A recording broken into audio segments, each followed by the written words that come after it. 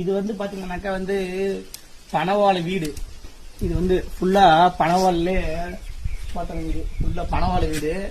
ஃபுல்லா வந்து நல்லா அந்த பனவாழை தென்னங்கீத்து இந்த வீடெல்லாம் பாத்தீங்கன்னா வந்து நல்லா உள்ள கூலிங்கா இருக்கும், சில்லுன்னு. இது வந்து மாமா ஆள் வச்சு பனை மரத்துல ஏறி எல்லாம் பனவாழை வெட்டி நல்லா கல் வச்சு அமுக்கி அதுக்கப்புறம் எடுத்து வந்து இந்த வீடு கட்டியிருக்கு. உள்ள வந்து நல்லா சில்லுன்னு இருக்கும் எப்பவுமே. நல்லா வந்து உள்ள இதெல்லாம் பாத்தீங்கன்னா வந்து கீழே வந்து சிமெண்ட் தர காலி அப்படி சில்லுன்னு இருக்குது. நவம்பர் டிசம்பர்லாம் குளிர் காலத்துக்கு ரொம்ப குளிரா இருக்கும். உள்ளவும் மண் தரதான் சில்லுன்னு இருக்கும்.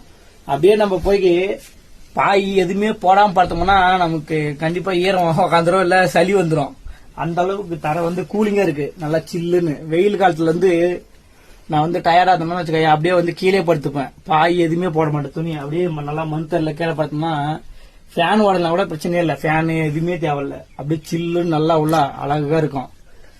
நல்லா உள்ள மேல கட்டுச்சான் ஃபுல்லா வந்து தென்னங்கீத்து. இது ஃபுல் இது நல்லா பனவாழ்ல பார்த்துட்டு இது சைட்ல மட்டும் பாத்தீங்கன்னாக்கா வந்து ஆப்போசிட்ல வாழை தென்னங்கீத்து வச்சிருக்கு.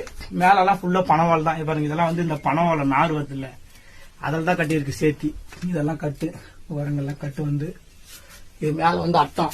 இது வந்து மேல வந்து நம்ம சாமான ஏதாச்சும் போட்டு வச்சுக்கலாம் மேல. அதனால வந்து பழைய கூரை வீட்டுல எல்லா வீட்லயுமே வந்து அட்டம் வச்சிருப்பாங்க. ஏன்னா அந்த காலத்துல வந்து ஓலை எல்லா ஸ்டோரேஜ் விவசாய ஐட்டம் எல்லாமே மேல வந்து போட்டு வச்சுப்பாங்க. அதனால வந்து எல்லா வீட்டும் கம்பல்சரி வந்து அட்டம் இருக்கும். இதில் படுத்தீங்கன்னா தூக்கம் வந்து நல்லா சில்லு, நல்லா ஒரு நிம்மதியா தூக்கம். ஏசியில படுத்தா கூட அந்த அளவுக்கு உங்களுக்கு கூலிங் அடிக்காது. கீழே வெறுந்தரில் படுத்தீங்கன்னா அந்த அளவுக்கு கூலிங்கா இருக்கும், சில்லுன்னு.